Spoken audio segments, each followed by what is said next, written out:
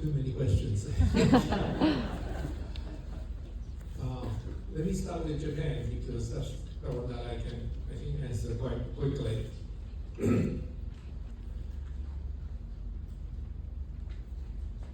There was a period where Europeans and Americans enjoy bashing Japan because they were so completely overtaken by the Japanese in the 80s and 90s. So many of their industries were wiped out because Japanese products were so much better, so much more reliable. So there was this, I would say hatred, but this feeling that how could Japanese beat us? So when Japan started losing its momentum because of the downstream recession, there were a lot of what Germans would call Schadenfreude. That is to say, they enjoy seeing Japan suffer because, well, they suffered before that.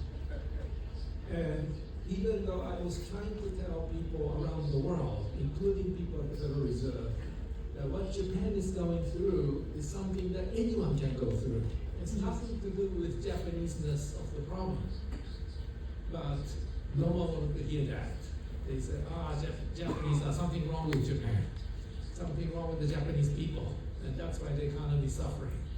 And they have to be like us, Westerners, so that they can come out of it. So they talked about structural reform, the lack of structural reform in Japan, and therefore Japan is bad.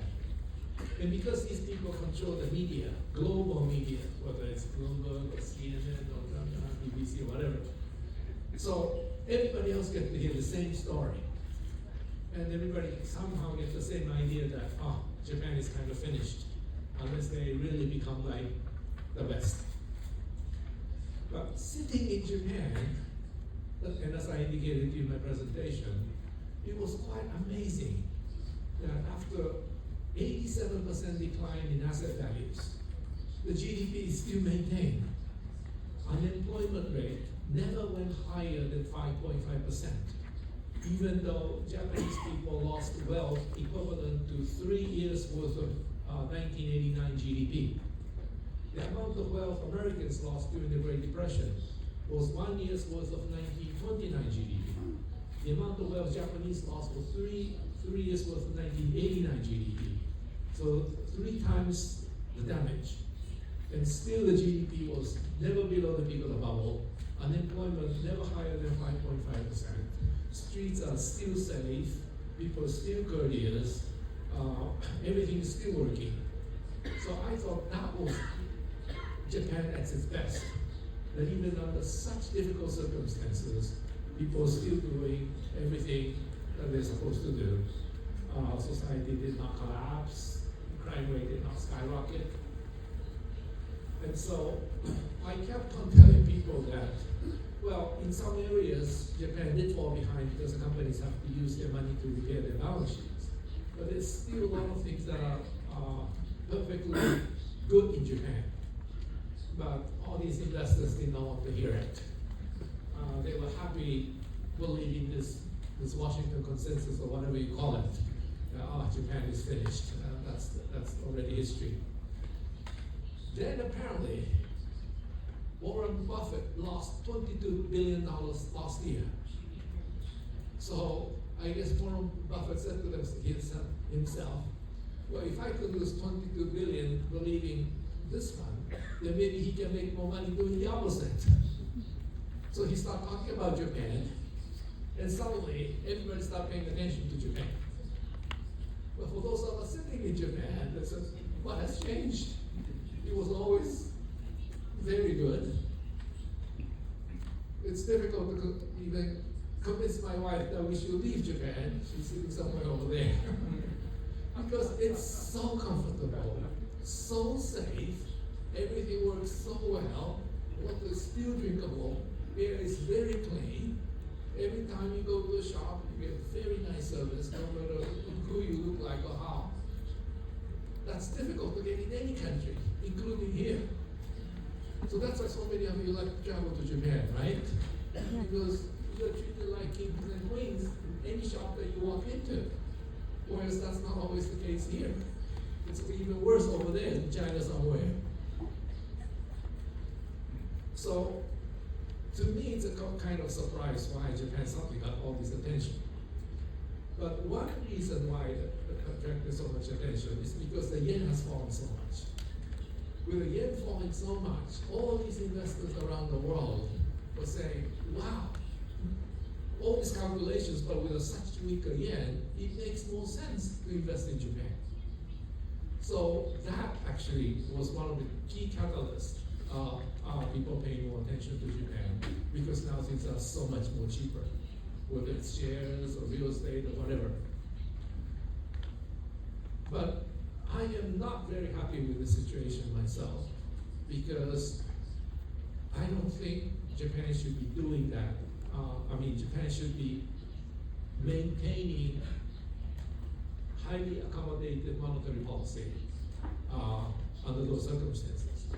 Because the inflation in Japan we see are all imported inflations. Food prices have gone up quite substantially, energy prices and others too. So Japanese people are not feeling rich at all.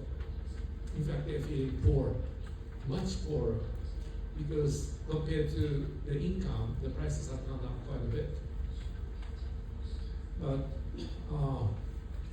Bank of Japan kept on keeping this very accommodated monetary policy. And my concern as an economist, maybe I'm too worried about it, is that if the United States have that many problems trying to come out of quantitative easing, and that's what I was describing to you earlier, that coming out of trying to normalize monetary policy after quantitative easing is a very difficult, very expensive process. I say expensive because I skipped one line in the presentation. Federal Reserve today has to pay $150 billion every year to the banks because the $3 trillion that they have with the Federal Reserve have to pay interest on it. Now with 5% interest rate on $3 trillion, that's $150 billion each year. The $150 billion that the Federal Reserve paid to the bankers will increase federal budget deficit by $150 billion. How do you explain to the average Americans that our budget deficit, the taxpayers' cost went up by $150 billion so that bankers will not lend money to the private sector in the United States? Try explaining that to the average people in America. Most people will say, what's wrong with the bank? How have we gone into this mess? We have to pay $150 billion each year to the bankers so that the bankers won't lend money to us. This debate hasn't happened in US yet, but I'm sure some Republican or whoever will start pointing this out and say, how come we have to pay $150 billion a year to these rich fat bankers for taking zero risk, and then we, the taxpayers, have to suffer?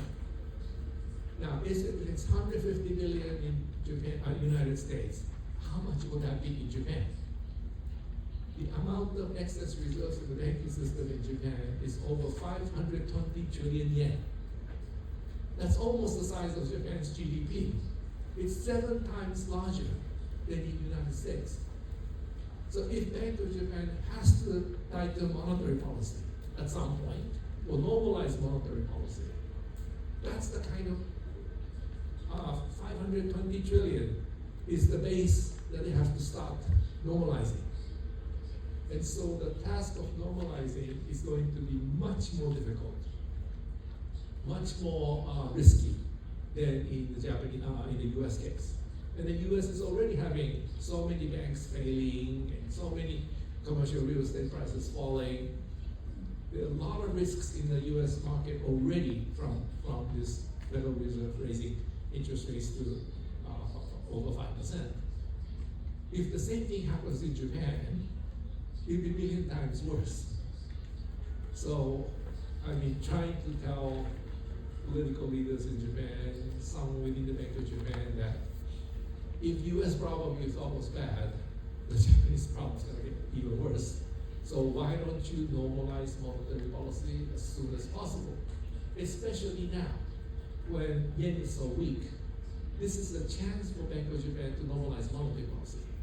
Because if the yen is weak and you try to normalize, chances are high that many foreign investors will come to Japan because they know that the yen will be appreciating. So you want to be there early.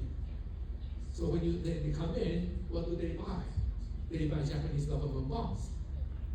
And if they buy Japanese government bonds, even if the Federal Bank of Japan is tightening, because the foreigners are buying bonds, long-term interest rates might not go up. And that will be the best scenario for Japan to normalize monetary policy. Well, they haven't done that yet.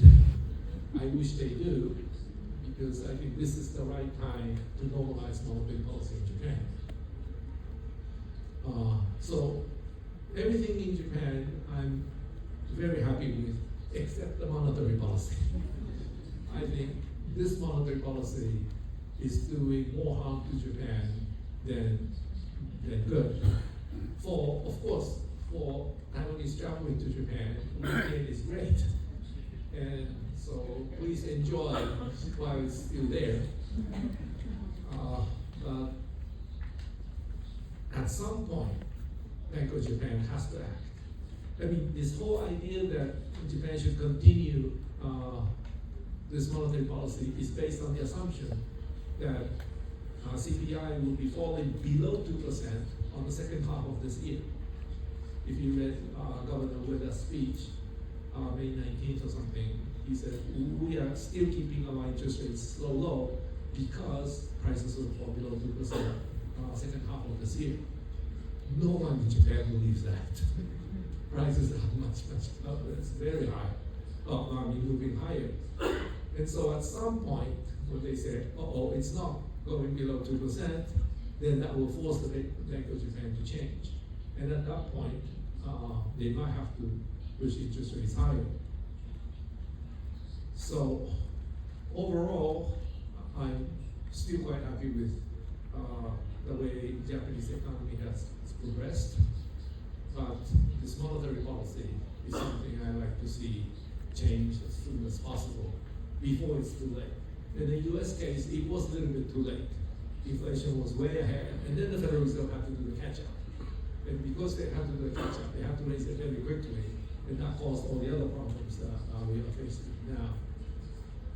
Unfortunately, Governor Kuroda